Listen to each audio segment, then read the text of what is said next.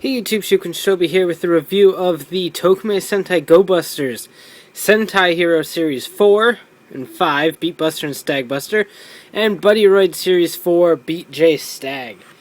So, Beet Buster and Beet J Stag were released in June, and Stag Buster came out at the very beginning of July. 800 yen a piece at average. You can catch these on sale quite a bit at most Japanese online retailers. So be on the lookout for them if you're interested. And on to the reviews. So we'll go ahead and start with Beet Buster since he's the first number. And here he is. So here is Beet Buster. Really nice overall outside of this paint splotch that I can just kind of chip away at. Really nice. A lot of the molding detail is always there on these things. Like, you can take a look at the transpod. It's got the speaker, the logo, even the G and the B all cut out in there. So that's really nice. The details on his leg armor and everything look great as well.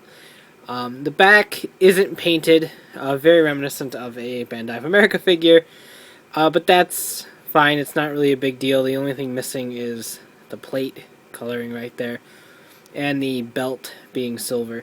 So that's a minor nitpick. It's not really a particularly big deal considering these are just very cheap toys. There is a swivel right there at the waist and the arms. That is all. No head or anything like that. Really cool overall. I think it's the gold used looks nice, accurate to the suit, and overall just fairly nice looking. Stag Buster is good as well. One thing I do want to point out real quick is that there's a nice curve right there on his leg. These are vinyl figures. They do get bent out of proportion very easily. If you have these in a box and somehow they get pinched like this, expect them to stay like this if you let it sit there longer than probably a couple hours. To remedy this thing, just boil some water, dunk him in there. It will warm up the plastic, and then you can just reshape the leg so it's straight, probably something along the lines of that. Let it cool. You can stick it in the freezer or your fridge, or just let it air cool, and you're pretty much good to go. So here's Stag Buster, probably the nicest of the Sentai Hero series thus far. Bandai Silver looks gorgeous, and put on a vinyl, it looks really well. Looks really good, and it comes off really well. Like I said, beautiful silver. The blue teal color used is absolutely gorgeous as well. Very metallic, and looks nice overall. Again, not painted in the back in the belt area. However, you do get the entirety of his what do they call these? Back belt thing, vest, harness, there we go. I think this should be blue maybe, but I don't know off the top of my head. But overall, really cool, and like I said, just absolutely probably the best Sentai hero of the Go Busters line. One, mine's perfectly straight, and two, like I said, the silver is just absolutely awesome. And then lastly, we have Beet J Stag, Buddyroid Series 04. Looks absolutely great as well. Like I said, the silver, gorgeous. I wish the gold was a little bit more metallic, just like I do on that guy. But overall, looks absolutely great. Same articulation as the two Busters. And just overall, lots of detail. His suit lines are in there. The mechanical armor bits are all there.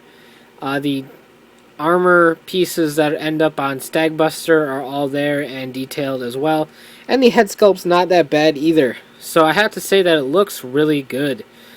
On the back's nice painted silver paint down here, like I said. The gold doesn't extend past here. It doesn't even have it on the sides like it does on Beet Buster. So that's a bit of a negative, but again, not that big of a deal considering just how awesome this thing is.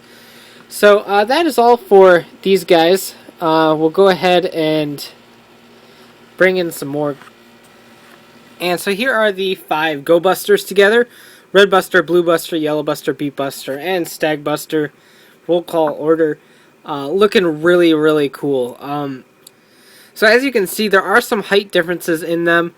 Particularly Beet Buster is a little bit shorter than Stag Buster, and about the same height as Red.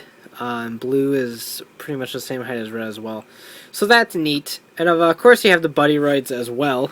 So here are 4 Buddyroids looking pretty awesome. Jay's around the same height as Nick, so that's not too bad at all. Gorosaki's still too small, but that's fine. What are you going to do? And here they all are together. Stag Buster is absent because that would create a paradox, but I like creating paradoxes. So, bam, here we go. Paradox created. Really cool. With the Sentai Hero figures and the Buddyroid series figures, they still say Buddyroid on them on Beet J Stag's tag. And here are Beet Buster and Stag Buster's tags done up in the Beet and Stag version of the Transpod, except a little bit too dark, but whatever.